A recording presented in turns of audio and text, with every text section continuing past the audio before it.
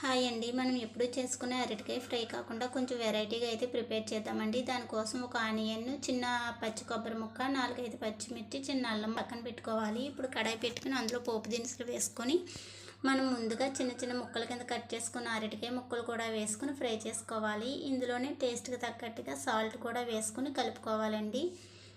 ఈ అరటికాయ ముక్కలు అనేవి మెత్తబడేంత వరకు ఉంచుకొని తర్వాత మనం ముందుగా పేస్ట్ చేసి పెట్టుకున్న ఆనియన్, కొబ్బరి పేస్ట్ అయితే ఇందులో వేసుకుని కలుపుకోవాలి. ఈ ఆనియన్ పేస్ట్ అనేది మనకి అరటికాయ ముక్కలు మెత్తబడిన తర్వాత వేసుకోవాలండి.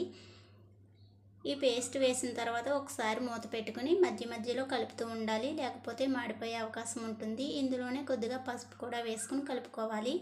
ఈ ఆనియన్ పేస్ట్ వేసుకున్న తర్వాత ఒక పావు గంట ఆగితే మన అరటికాయ ఫ్రై అనేది రెడీ అయిపోతుందండి. నా వీడియో కనుక నచ్చితే ఒక లైక్ చేయండి, షేర్ చేయండి, సబ్స్క్రైబ్ చేసుకోండి. Thank you for watching.